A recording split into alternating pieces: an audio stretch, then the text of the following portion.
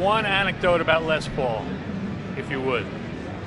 Oh boy, I have many about Les, but I remember being a young kid. You know, I was maybe about 12 years old, and I was in Atlantic City, and my uncle played for Paul Whiteman's orchestra, and he says, "We're going to go see some guitar player." And I said, okay, you know. So he takes me down, and I go to Steel Pier in Atlantic City, where the Diving Horse used to be. And so I'm there, and the neat thing about it is they put me in the front row of this auditorium. And all of a sudden I hear down, down, down, down, down, down, down, down, and the curtains open up, and it's Les Paul and Mary Ford. And it was How old were you then? Oh, I was about 12 years old, I guess. Oh, okay. And the real unique thing about it is after the show, my uncle, they took me backstage to meet Les and everything, and I was asking Les, I said, "Mr. Paul, what's that thing on your guitar, you know, that you're turning switches and everything?" He said, "Son, that's a pulverizer."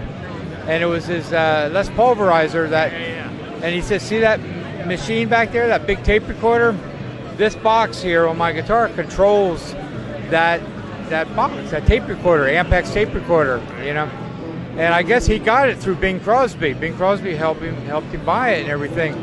And then I was saying, "Mr. Paul, how does Mary do the harmony part?" And he says, "See that lady back there in the long dress? That's Mary's sister. And she would come to the shows with us and do the harmony part of what Mary was doing, you know." And then years ago, Les was on a radio station in Chicago, and somebody called in about Les Paul and about the pickups and everything. And he says, "Well, you know, there's a young man in Santa Barbara by the name of Seymour Duncan who came to me when he was a young kid, and he called me Mr. Paul. And he says, I am so proud to have been the first one to tell him what pickups were all about back in the early 60s.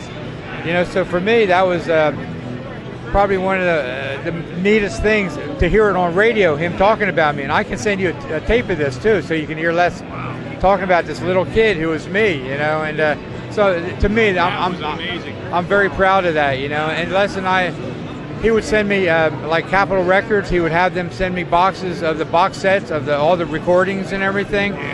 And he was a nice gentleman. And so I'm very proud to have known him and to have talked to him many times. And he's just a great man, you know. Thank you. Thank you, Noe. Appreciate it. All right. Thank you. This has been Seymour Duncan talking about his earliest influence by Les Paul, the father of it all.